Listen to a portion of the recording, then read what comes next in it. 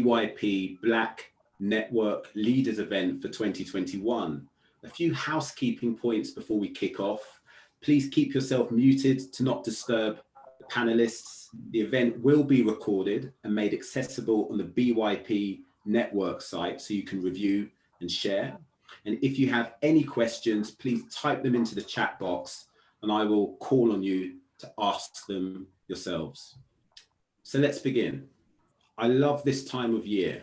With a clean slate, it's a great opportunity to acquire fresh perspectives, develop new habits, and set ambitious goals. With this in mind, we've decided to reboot and upgrade the Black Network Leaders series, and we have a monthly program of events lined up for 2021, which will explore a range of topics Black network leaders and their members need to hear to successfully create, run, and grow their communities. The event today goes back to scratch. We're going to cover the topic of why Black networks matter. Joining us for the discussion, we have Sherald Palmer, Head of Digital Publishing at the FT, Kareen Hilton, Senior Business to Business Marketing Executive, also at the FT, and Nadia Hutchinson, Global HR Operations Director at Cantor. But before we begin our discussion, let's set the tone. 2020 was an acute inflection point for Black networks. In the years building up to 2020, it felt like companies were cautiously flirting with the idea of engaging with them and were unsure why they mattered and if they added value. The tragic murder of George Floyd in May 2020 shone an intense light on structural racism and swung the pendulum in the other direction, resulting in a plethora of new Black network activity. Were these networks set up for the right reasons and in the right way though? Or have they become the latest corporate fashion accessory at the expense of the Black community? This webinar explores the answers by looking at, firstly, the various challenges to setting up a network. Secondly, how to ensure you're running one successfully once it's been set up. And thirdly, how to measure success and garner the buy-in of senior management. A few final thoughts. Across the globe, there seems to be a growing intolerance for differing opinions and multiculturalism. Corporate diversity networks of all persuasions matter because they aim to improve representation, not just in the workplace, but across society as a whole, through providing spaces for individuals to be authentic, be heard, and acquire equity. They also matter because they celebrate difference and promote mantras of unity, allyship, and respect. And it feels like now, more than ever, we cannot communicate these mantras enough. So on that note, let's begin our discussion.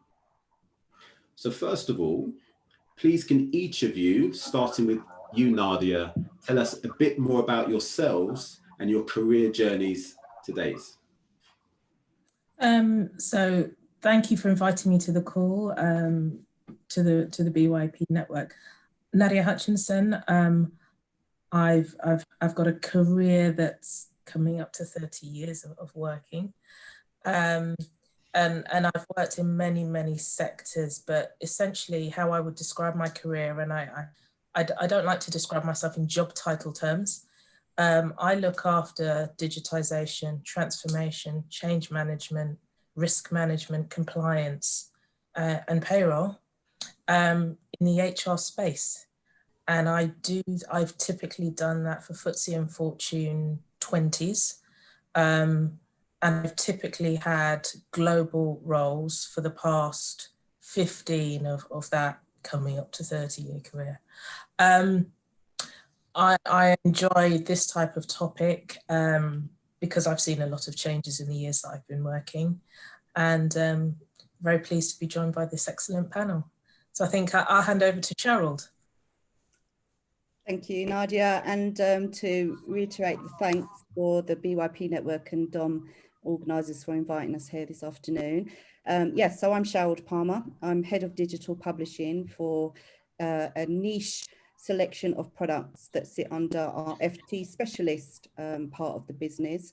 I've worked in digital for over 20 years, and I've been at this present role for the last 13 years, coming on to 13 years. Quite a linear career structure, but digital's always kind of been weaved into the various roles that I did before coming to the FT. And I'm also responsible for multimedia production that comes out of my unit as well. So, you know, I've got a team that look after the end-to-end production process for any videos, multimedia, podcasts, audio, etc., for our titles that we look after. I'm really interested in this subject because I think, as you said, Dom, you know, the time is right, I think, to be kind of talking about this type of stuff. It should have been a lot sooner, let's put it that way, but now is a really good time, I think, to kickstart and refresh some of the discussions about what the networks look like and what role they play in a workplace. So. Thank you, Cheryl. Great to have you here, and you too, Nadia and Karine. Okay. Hi, Dom, and thank you so much for inviting us here to discuss this topic. So yeah, just to introduce myself, my name is Karine Hilton. I've been with the FT for about 2 years now. Since graduating in 2017, I have predominantly looked after and sort of managed global accounts in my junior roles, but progressing quite quickly and rapidly throughout that time. I think like 6 months into my role at the FT, I sort of joined a co-chair at the time, looking after the FT Embrace sort of internal network, and I've been doing that for about 1.5 years now.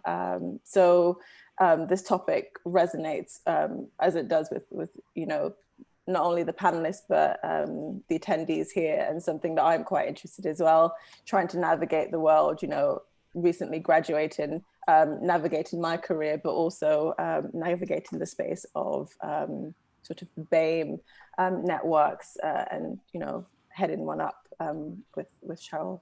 So yeah, really excited to delve into this topic. That's great. So we're very fortunate to have this wealth of experience. Let's tap into it now. And I just want to start with Cheryl and Karine, because we first met at one of your events. A friend of mine knew one of your co-organizers, and I intended to go along for an hour, and I think 4 hours later I was still there, having a really good time speaking to everybody. But please, can you talk to us about how you got into your networks, how you started the journey of setting them up and making them successful? Okay, I can start here. Like I said, I joined the FT 2 years ago now, and I was invited by a colleague of mine who was an active steering member. I think we were having like a games night, just really informal for the committee members, nothing like to sort of invite the whole of the FT to, but just for the members of the committee. And she told me to come along one day after work, and that's how I started to meet sort of the people that were involved, but also a part of the network. But from my understanding, the network has been around for about 3 years prior, so in total for about 5 years now. But I think it's only within the last, I would say, 2 years or so that we've really started to pick up, looking at strategy, looking at where we want to be, whether it's putting on events for our members or just FT as a whole, or if we're looking at to be more of like a pressure group to really sort of evoke change within our organization. So yeah, that's how I got involved. I think that's a really juicy point there, and the word strategy is really important, because if we're just doing events and there's no underlying strategy behind it, then in 3 years' time, potentially the network hasn't achieved anything. So we'll come back to that. And Cheryl, same question for you. How did you get into the FT's Embrace Network? So I was aware of an internal group probably about 3 years ago. And it was, again, quite low key. The communication and comms that go out is nothing to the same scale as what it is today. Out of curiosity, I think I kind of went along to see what was going on. Sure. And then, to be honest with you, I think, you know, the people there, the members there, everybody wanted to do something, but again, there was a lack of, I guess, structure to a certain extent. And we, at the time, we also didn't really have as much support as we have from like senior management, etc., to actually grow and develop. I then got more heavily involved about a year later. Prior to that, I've explained before, I've been traveling quite a lot, so my time and commitment really couldn't have been given. But then 2 years in, I decided to commit myself a bit more, and then I joined as co-chair in May last year. Sorry, Cheryl, to stop you for a moment. There's a lot of feedback coming through. Somebody needs to put their microphone on mute, who's not a panelist. There we go. Is that better? It is at the moment. Let's see what happens. Thanks. Great, yeah. So I've been co-chair along with Corinne since May 2020, and I decided to step into that space. I think just because, again, I was able to give a bit more time and commitment at that stage as well. Sure. Thank you for sharing. And Nadia, same question for you. How did you, in fact, you've been involved in a few different networks, so it'd be interesting to understand the range of answers. So I probably represent more of networks similar to this, so external to an organisation that I've worked for. Prior to the events of last year, I was attending an international conference. I was speaking there, happened to be in Portugal, and in my space, my industry, there are never any other Black people, so I thought. And whilst I was there speaking, I happened to come across, quite unexpectedly, a session run by a Jamaican lady who had been flown in by the organisation we were speaking for to Portugal to speak. Elated, I couldn't tell you, however, I was almost like a little school kid. And we had a conversation, and from that conversation, I wrote a LinkedIn article about this emotional experience for myself. That then, about 5,500, I was trending for all of 10 minutes. And I started a network looking for other people who do what I do. You know, what I do is quite specialist. And out of that came a network. We set some criteria, rightly or wrongly, but we set some criteria that to join the network, you have to be Black and you have to be a woman. And initially, we held what I would call safe space conversations around what it feels like to be Black and a woman at the top of your game, working in some of the world's leading organizations, and talking about how we can help other people or how we can grow talent to replace us, essentially. So that's one particular experience. And then I'm also Sorry to cut you there. What I find fascinating about what you've just covered, just in case anyone's missed that, this isn't a network within a company. This is a network across an industry. And what you've done is you've sought out people who are like yourself, who fit the criteria in order to build up a community of like-minded people. Yeah, so I would liken it to an old boys network. That's what we're creating. But we just so happen to look different and not typify what you would expect from an old boys network. We've moved on. We have a series of monthly conversations where we help each other through business challenges. So 1 month it could be X person in X organisation is facing a challenge around M&A. Who has M&A experience in the group? Can we help? Who are the people to talk to? So we use each other in that sense as a kind of little black book, and help develop each other professionally. And like I say, find the talent that's coming up through through their careers who want to be in the space. Great. And how did you find other like-minded people? I found it initially. So some people came forward through the trending post, and other people were flagged to me through a mentor who was a leader in this industry. And I can say that the network took off, and it's not massive. We are, 20 or less, because we have a common frame of reference. And that for me was very important, is we have a common cultural frame of reference. What I really like about this, and I'm just highlighting the point here for the audience, is there's something quite entrepreneurial in how you've set this up and you've sought out other members. You're not waiting for it to happen, you're creating it for yourself in quite an unofficial way, but over time it can become more formal and develop into something which can add real value. And just going back to Karine, I'm just picking up on the fact that you've been at your company for 2 years.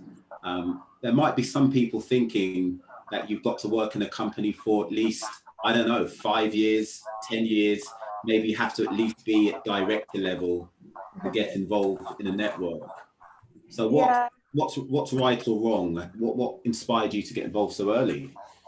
So first of all, I don't think there is a right or wrong way to go about this. Like I said, I was 6 months into my role, was invited to an informal sort of get together. And then from that, joined the bi-weekly meetings at the time. And then I think, a year into sort of being, going along, I was like, oh, I'm a co-chair. And it was a natural progression. And to be honest, I don't really know how it happens sometimes. But I'm glad it did. And I won't say my age, but I am, the beginning stages of my career, trying to, like I said, carve out a, professional career for myself, whilst also heading up a network and, trying to come up with a strategy. What is our purpose here? What do we want to focus? We have a sort of a professional job description for someone that looks after global D&I. How do we fit into that? And, I wouldn't say it doesn't come without its challenges, because it definitely does. Also, I think there is something to get out of it as well. I am leading a team, whether I sort of look at it that way or not, you are sort of guiding people, there is something out there. So you are developing your sort of personal skills, and they could be transferred into your personal career development. Sometimes I have struggled with the idea that, am I dedicating too much time to it? How do I find the balance between my own day-to-day role that I've been employed to do? Are you ever given an allowance for your core responsibilities to take a back seat, or do people expect? So I think before, there has been a lot of work last year in particular about creating balance, because I think that not just, FT Embrace, but the other networks have said, we do this in addition to our work, not in conjunction with it. So they don't kind of work together, harmoniously. We are doing this, sometimes in our lunch breaks, sometimes after work, to put an event together, meeting with speakers. That's taken away from the hours that I could be doing to launch a campaign. You just got to find the time. You just got to find a time. So I think they have acknowledged it. I wouldn't say it's there where it kind of meets all the criteria that we need it to meet. But time has been acknowledged.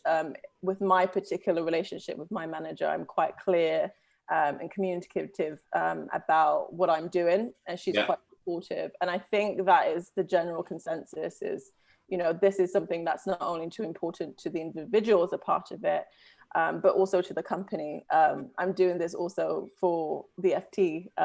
It's benefiting the company as a whole, and that needs to be acknowledged. That's a really good point. So this is not a distraction from their core strategy. It's a part of their core strategy. Exactly. There's a really good question that's come in from a student. Yes.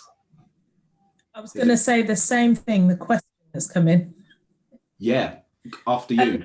So Michelle, would you mind just kind of talking us through your question, and then we can respond with our thoughts? Hi, yes, thank you. Within my organisation, we don't currently have a Black staff network, and at the moment it's very hard to even get numbers on statistics on how many Black staff there is. However, we're pushing forward and we're building a business case, but in talking to some people have been challenging us and saying, oh, why are you only focusing on Black staff? There are other minorities, or, you know, what about women, or what about gay rights and gay people? So, and I think that's one of the bigger challenges we're facing, to say, okay, you know, we think it's important because of this, and we don't want to say, you know, we think, as you mentioned before, all other ethnic minority groups, we all feel that they all should have, you know, their own networks. But I'm sure maybe you've come across this before, but I just wanted to know how you've approached that to ensure that, you know, you're putting it in a positive frame, and not making people think that actually you're only doing it for, you know.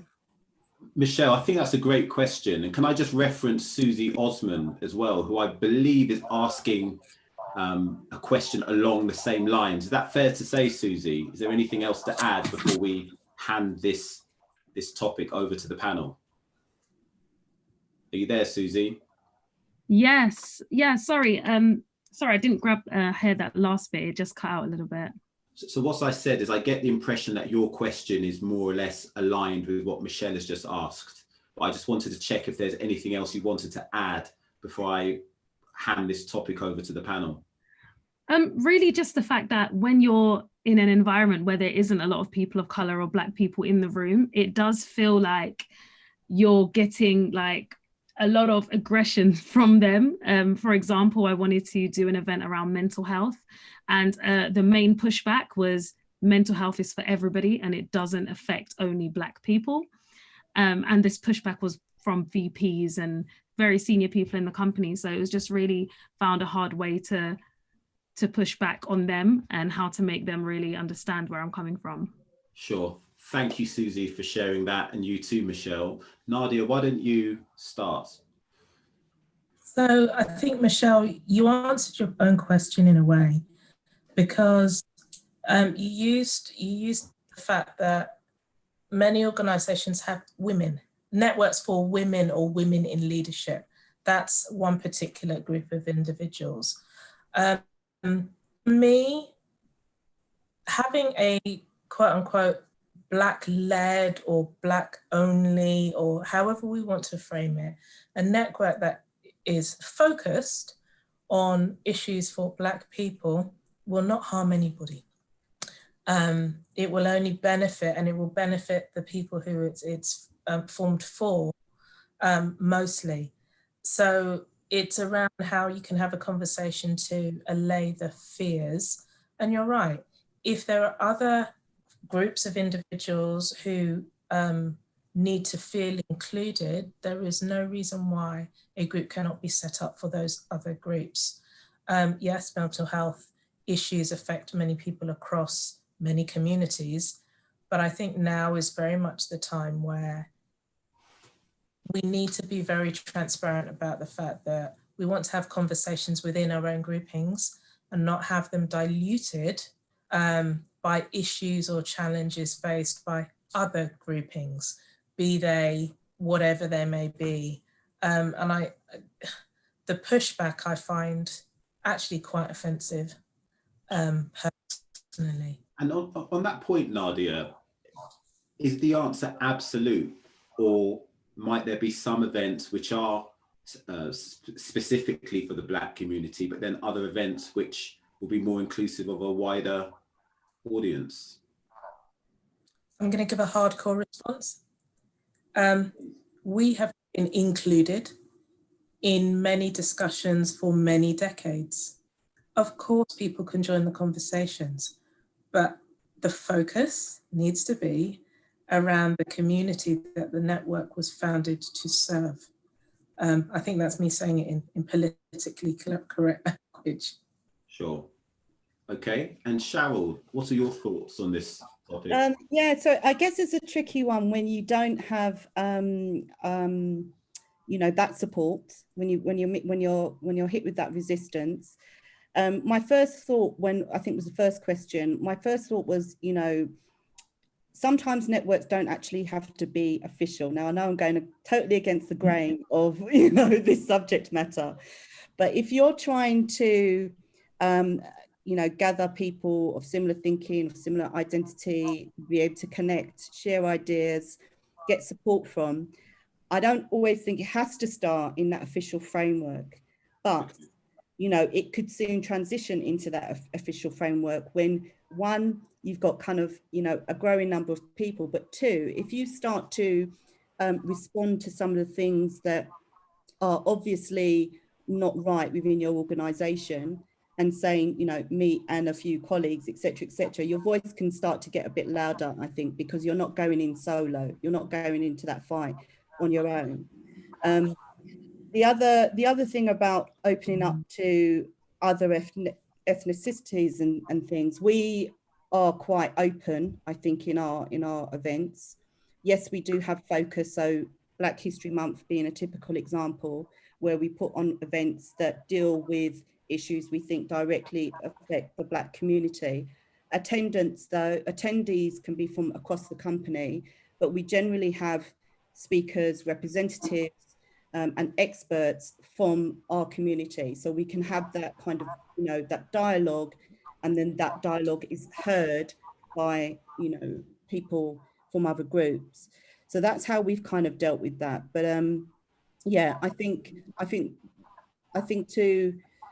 to have exclusively, say, Black events when it comes to something like mental health, I would say, yes, you know, definitely have your focus on Black mental health, but don't exclude those that might want to be educated on that subject matter as well. Yeah, I think there's some really good points there, and a few different things come to mind. The first one is where you have a strategy, then the core aim of that strategy or purpose of the strategy could be to help the Black community, but with different events and different things happening as part of that strategy, it can include or have a variety of different types of people involved along the way. And I think the other point you mentioned, which really stood out for me, is where a group starts informally, it has time to work out what it wants to be. When I think back to the network that I'm a part of, and another one which is forming around me, it's the one that's up and running actually started relatively informally, and it took about a year for us to really work out its identity. If I go back to the point of, you know, a company is essentially its people, a network is essentially its people, I suppose it takes time to understand the types of people you have and what they want out of it, as well as understand the environment you're operating in. Does that resonate with anybody? Does anyone have any opinions on that? Yeah, I think informally is a very good starting point. And I would support that because you may not always get sponsorship. It necessarily stop the journey from beginning and the conversation and the network from growing. So I would say to anybody who is having resistance in their organization, that's resistance from sponsorship, who are still on their learning, you know, leadership who's still on their learning journey. But, you know, you start your network, you build evidence of successes, potentially. And then you, Dom and I were talking a few days ago, and something resonated with me, the film, The Black Godfather, where the quote, "Never ask permission. If you want something and it's not going to harm anybody, start the journey." Yeah. Like I said, a network is not meant to, it's not a political group. It's not meant to cause any harm. So don't have a fear of making the start. That's a really good point. So let's move on from creating networks to sort of put the spotlight now on one that's been created, is up and running. Like I alluded to before, there's a danger that if a network is just about events, then essentially you're running like an events management company within a company. So what should networks be doing beyond events? Any thoughts, any ideas to share? Okay, well, I think we're at that point now where we're trying to make that turn, I guess, away from being associated just with, you know, great events, and build a foundation where we have a certain set of goals. Some of those goals include being a support group for colleagues, educate and educate and inform. So we're kind of, yeah, as I say, we're at that point now where we're crystallizing those ideas. Yeah. And stepping away, not just, we'll still do events, don't get me wrong, because events are important to build awareness, etc., and do all that connection. Right. But to give people the opportunity to be in a space where they can, you know, they can share and confide things that they're experiencing within the workplace, and us as a network, we're able to assist somehow to channel that up to the senior management group to, you know. Sure, that's really interesting. When I asked the question, in fact, both you and Karine both smiled, so I got the impression that you two are on a journey with this. Yeah, it is, and I think last year was full of lessons for us. It really propelled us into a space where we couldn't ignore the fact that we needed to be more than just, like you said, event planners and raising awareness and, you know, about topics unconscious bias. Like, we really need to step into that space of putting pressure on our senior leadership team to acknowledge certain things, acknowledge their, you know, shortcomings, things that they need to learn. And I don't think, you know, our group, our steering members were ready for that. But I think going through it, it really taught us, like, we need to be here. We need to continue to do this. This is how we provoke change. Yeah. I'm really sort of fascinated by this word pressure you've just used, because I think there's constructive pressure and there's the kind of pressure that damages. And one of the phrases I often use is contentious issues don't need to be contentious, or tackling contentious issues don't need to be contentious. Yeah. And I think when I was more junior in my career, I always felt that contention had to be contentious. But as I've matured, I've realized that actually through a contentious situation or scenario, it can actually be dealt with in a way which allows people to grow and for people to come out positively. So can we just elaborate on this word pressure then? So as a diversity network, things are coming up, we want to raise it with senior management. What does that pressure look like? Okay, so just to step back a bit, because you raised a good point. I think dealing with everything that happened last year, especially concerning the unfortunate murder of George Floyd, a lot of things sort of presented itself, a lot of sort of shortcomings in terms of learning and understanding where us as an organization stood in terms of what we represent, not only for our employees, but outwardly. I think we all remember lots of organizations putting out statements about Black Lives Matter, we stand in solidarity with you, we support, we understand. Blackout screams on Instagram and all the social media at the point. And I think for us, there was some timing where it was silence, and I don't think we felt that was acceptable. Being a company that is global as we are, we felt like it was important for us to acknowledge. I mean, we are a sort of media organization, so I understand sort of the outward look, but definitely you have employees that are Black that will be feeling like something needs to be said. And, you know, I definitely felt like I needed my employers to say something. I definitely felt coming in to work and it was business as usual wasn't acceptable, because I think if it was something mental health related, we would acknowledge that, take your time off, you know, because you need that space. And I think someone put something about intersectionality and how do we address that. I think that's definitely one of the things where, you know, we definitely have different groups where we address different things, where it's, you know, women, BAME, LGBTQ plus. And this is one of the ones where you're like, well, your Black employees need support and you need to support them. So when it came to pressure, it was first acknowledging and rectifying. Yeah.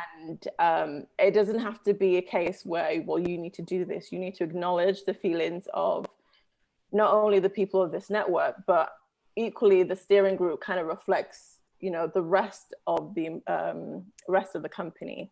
And it's important. And it's putting pressure that way, like it's important for you to acknowledge and to acknowledge, you know, do your own work and sort of come to a place where you rectify that issue. So that's what I mean by pressure. And I think moving more into that space where we recognize that something needs to be said or something that needs to be done, we have the tools to be able to reach out to, it might not necessarily be our CEO or board members, but we have connections with our global D&I lead where she can sort of translate our frustrations and sort of communicate that. And then, you know, we can go from there.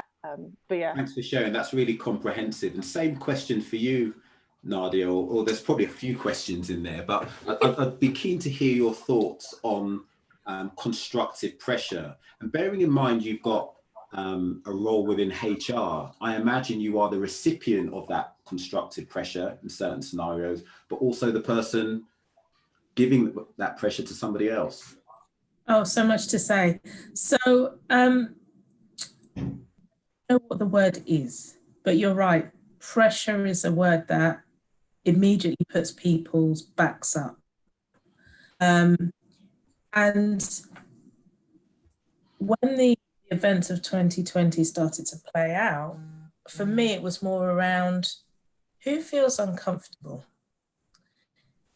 And if you feel uncomfortable, how do we help you, or how do we all become less uncomfortable or comfortable? And in order to do that, we have to talk about certain things, make statements, rectify, acknowledge, all of those things. So it's a word play, but it's, you don't know what to say. Some leaders, you know, they didn't know what to say, right? Yeah. You feel comfortable. So we can have some strategies to help you feel more comfortable. There are many businesses, certainly in professional services, whereby data needs to be collected. They now need to understand the makeup of their employee population because it affects the bottom line. To win a pitch, there are now diversity and inclusion criteria. So you need to understand how to be comfortable with calling people Black, or, you know, comfortable with things I never thought were issues. That's one piece. And then the HR piece. So again, very interesting, because I've always been within the organizations I've worked in, apart from one actually, one of two. Right. At a, and I don't like the word senior, but at an top exec level, or whatever you want to call it. Sure. So people will come to you or they won't. They'll kind of ignore it. So it's more been kind of leading the charge to say, okay, how are we going to tackle this? And I think a lot comes down to confidence and personality of the individuals who are leading these networks, because the issues aren't going away.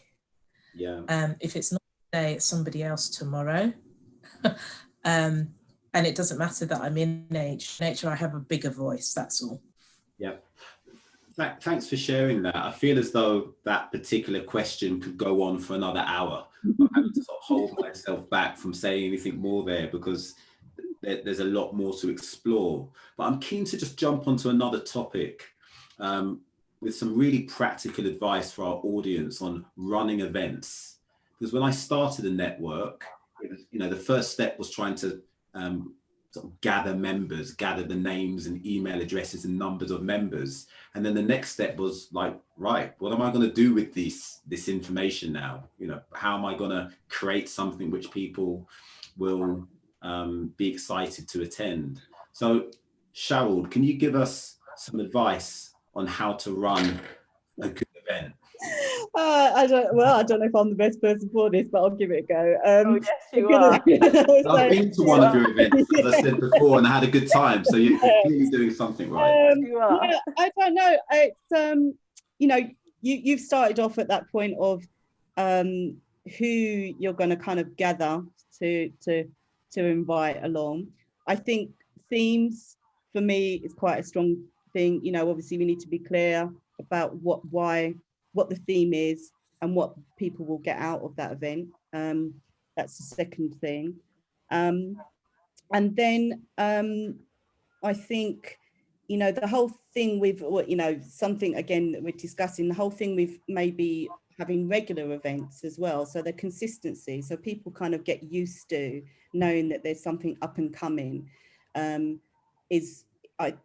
works, but also having your members help feed into what it is that they actually want from the events as well. So you're not looking at it from a blinkered point of view and saying, this is my network, we're going to do this, this and this, for the next 6 months. Yes, you're going to get peaks and troughs in interest, but as you build up membership, getting closer to your members and finding out exactly what they want to see at your events as well. But starting off, I would definitely say, know what your theme is. Know what your theme is and not what you want your attendees to kind of get from it, whether it's information, entertainment, etc., etc. I can't hear you. I think that's really good advice, and I have a confession to make. So as I said before, when I attended your event, I really had to be somewhere else. And there were a few times when I was about to go and I kept getting into another conversation and really enjoyed it. Yeah. And then on one of the occasions I was about to go, the food came out. Timing, that's another one. I missed that one, timing. Yeah, I think sort of jokes aside, that's an important point, because back when we used to do in-person events, if they were happening at 5:30, 6:30, 7:30, you can't expect people to give their time if you're not gonna feed them and water them in the process. Yes. I just want to add one more thing to that, because for us to be able to pull off any of the events, we need budget. We need to be able to fund that, and that shouldn't come out of anyone's pocket besides the company that we are representing if it's a sort of a network event. So to do any of this, to feed people, back when we could socialize and get together like in person, we need a budget. And I think that's really important when it comes to like sponsorship. And it's unfortunate that the lady in the comments said her company is pushing back, because it really helps you to really set up a network and to do all of this event if you have that sponsorship, if you have the budget, if it aligns with the overall business strategy and they acknowledge that this is important. Because you can put on events, you can have the themes, you can have speakers, people feel more comfortable when that is established, and you can do much more with it. I think that's a really good point. A few things come to mind. So linking back to the food, caterers cost money. Yeah. And if you want your event to be of a high standard, you want a really good caterer, otherwise it lets everything down. So then going back to the budget, which can also pay for speakers to come on board. Yeah. There's a way to acquire a budget. Asking people for money is not the same as acquiring a budget. And I think it leads nicely into strategy, because for me, as someone who determines a budget and also asks for a budget. There's a difference between just giving someone money and investing in someone's strategy. Are there any thoughts anyone would like to share on that point? It's the language again, isn't it, Dom? It's the language you use, because investing in something means I'm going to get something in return. Mm-hmm. And what we're saying is that in return for the money that you're going to give us, there will be better engagement in a section of your workforce. Yeah. And there'll be some thought leadership that comes from this group. And I think that's the spin. It's not just about this group of people going away, shutting themselves in a room and having some drink. It's about the output and the benefit for the wider organisation. That's another door that's just been opened. We're opening doors all over this conversation. So I love this phrase, return on investment. So you use the word engagement, which I think is really important. I think staff retention is another one. Mm-hmm. It's really expensive to keep losing and rehiring people. Maybe it's increased productivity. So again, I'm just raising these points because diversity networks aren't there just for fun. It's there to add value, which then benefits the business in a whole number of ways, including to support the bottom line. So in the context of that, then I assume acquiring a budget is an easier process. So how have you all managed, Sharald and Karine, how have you managed the conversation around acquiring a budget, and how is that linked to your strategies? So our budget is actually standardized across all of the ERG group. So we get a certain amount, and so we don't have to have that conversation. Fortunately, we don't have to kind of go cap in hand. I think previously that would have been the case, but that's changed.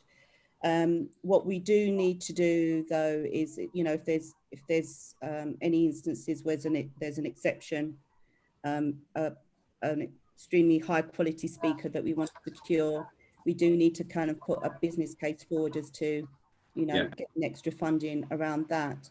But I think the argument to support that is all the things that you said, that, you know, this particular event or this speaker brings a unique insight into a subject area that isn't in the company already, or that we can't find somewhere else. And this is going to be really valuable to help, you know, educate and inform the workforce. So it is about kind of what is the value add. If we have to have that conversation, why are we choosing this person? What value do they actually add? And then taking it from there. Great, thank you. We've had a really good question come in from Rosalind. Rosalind, please can you ask your question to the panel? Hi. So for me, I think what I've noticed is that a lot of the events that our network may have done in person have had to take place online or virtually.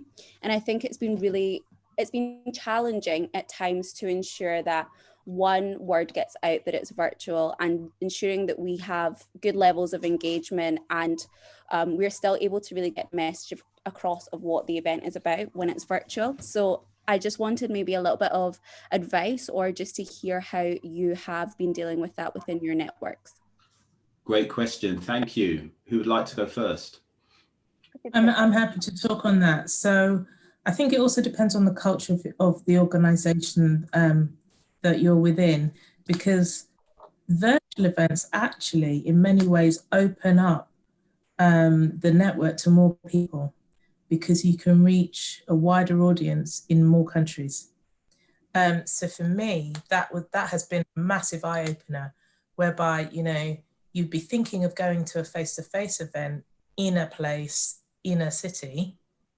Many networks have expanded, because if you get the time of day right, you can have people on from multiple different time zones. So I would think about it in that positive light.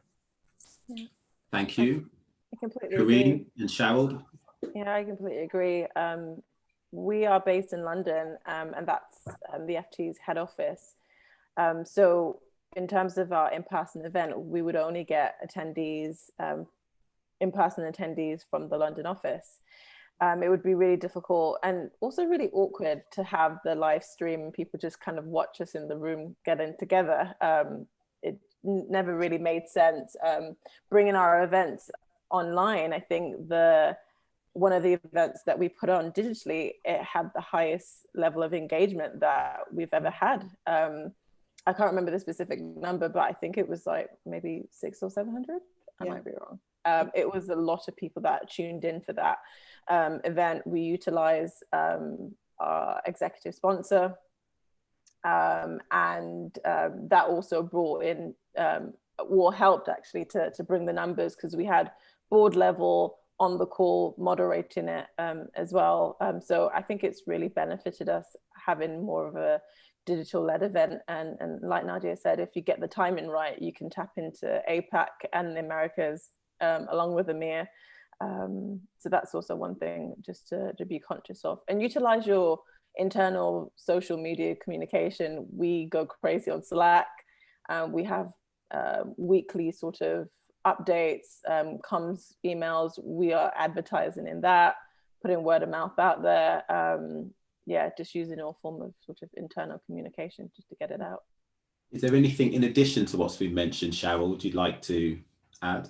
Yeah, so just to give the figure, it was 850. We've got it direct. That attended that particular event. And Rosalind asked about how you kind of ensure the engagement levels are still high.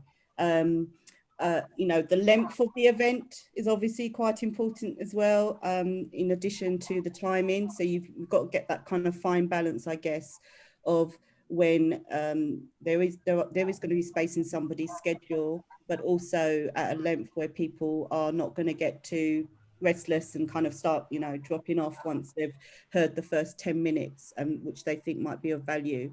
But then also adding that structure to the event, like you've done today, Dom, I think helps with the, you know, pushing the conversation forward, letting people know that there's something more, there's something different and more things coming up for them to look forward to as well. Yeah, I think that's a great set of answers. I would just add a few points on. I think sometimes it's the sizzle that sells the sausage, and it's really important to have a flyer. Whenever I do events, I have a flyer and I make sure the flyer looks good. You know, I am not a flyer designer, but I recruit the help of the marketing team and some graphic designers there. So people look at it and think, wow, that looks really interesting. I also think you've got to have some good names on there. And it doesn't mean it has to be famous people, but find the key attributes of your guests and make sure they're presented in the most positive light so that people look at it and go, that's really interesting. And much like what's been mentioned before, I found that events going virtually has helped me to interact with a much wider audience. Very last point I would add, don't underestimate the degree to which you have to re-communicate your event again and again and again. There are certain people I know have received my WhatsApp and my email, but when I speak to them, they can't tell me what time the event is. So they've glanced it, but they've not read it properly. And it's only through a conversation that I've then determined or worked out they are available, they are kind of interested, they just can't be bothered. So I've made it personal and said, well, I'm upset and now they're going to come along. And then guess what? They come along and really enjoy it. Now, obviously, you can't do that across a large organization. So it's important to have some captains or a committee that you're working with that can help to engage with a wider body of people to spread the message. So you know, in summary, it's don't underestimate the amount of promoting or promotion you have to do in order to encourage people to not just go home and watch Netflix. Yeah, I think you I think there's also, sorry Cheryl. There's also a realization that not every event or every topic will be juicy and sizzling for all of the members all the time. So 850 could be twice a year, but not 12 times a year. Mhm. It could be 1,200 the other times. I think, you know, just be realistic about the numbers and the benefit that you're giving to all people who are joining. Mm. Cheryl, were you going to say something? Oh no, I think Kareem mentioned it, but it was just on that, you know, that promotion piece. We've you know, got a good relationship now with the comms team. So, you know, with everything that's coming up, utilising them, making sure that things are going out on a regular basis. And we've also got our kind of internal, I call it an intranet, but you know, it's a social media platform that we communicate on, and just trying to make sure that we are, as you say, on the ball, reinforcing and repeating, this is up and coming, people, you know, letting people know that something's coming. And also, just to add as well, just remember, like, utilizing our senior sponsors as well, you know, having our faces on it. FT Embrace having an event, it's great, and some people will attend, but if they have like a board level member saying, hey, you should go to this event, they might just go to the event because they want to sort of impress. I think that's a really good point, and it's something I touched on in jest earlier, where, you know, I said, if you don't attend, I'll be upset. I do think you have to make it personal. Yeah. I think you have to put yourself on the line and put yourself out there. And I think that's a really good point from Kareem. Where you get senior management buy-in, you know, you have to accept that sometimes people are just going to come along because they want their boss to see them there. But do you know what? That's fine by me, because you might still learn something. And if that person goes, they might bring 4 or 5 other people with them who end up enjoying it in the process too. So you really do have to explore all options. One of the points which came up earlier was about timekeeping. So I don't want to make the mistake of being sat here at 7:30. So we need to wrap up, and I'm really keen to get one point from each of you, a brief nugget of advice for the audience on anything you like, which you think will be useful for someone who's creating a network or is running a network. Why don't we go Nadia, Cheryl, and Kareem to finish? Ooh, okay. So my nugget is go forth and set up and participate in your internal networks, but don't forget the benefit of those external. There are networks everywhere for our community in every industry. So find one and be part of one. Be proactive. That's wonderful. Thank you. Cheryl? Okay, I think simply is to get involved, and that might be another version of what Nadia said, but whether or not it's internally, if it's internally, get involved. You don't have to take on the leadership roles, so to speak, but get involved with the events, find out what's happening, because I think we feel, you know, we want to be represented, we want to be represented right. And if you're not involved in that conversation, then whatever comes out on the other side, you really can't, you know, be too unhappy with, so to speak. So if you want to feel like you can be effective in change, and you want your voice to be kind of considered, then I'd say, you know, get involved at whatever level you can with your networks. This is brilliant. The wisdom is pouring. Kareem, over to you. Pressure. You know what? I think the first thing that came to mind is just lean into the uncomfortability of it all. You know, I think so putting yourself out there, especially in our corporate settings that we are, it will feel uncomfortable. It will feel like, oh, I just want to get on with my day job. You know, lean into that. Or it's uncomfortable. It does become normal, as I do realize why I need to do this, why, you know, sort of, you know, wrapping up what Nadia and Cheryl was saying, like, this will benefit.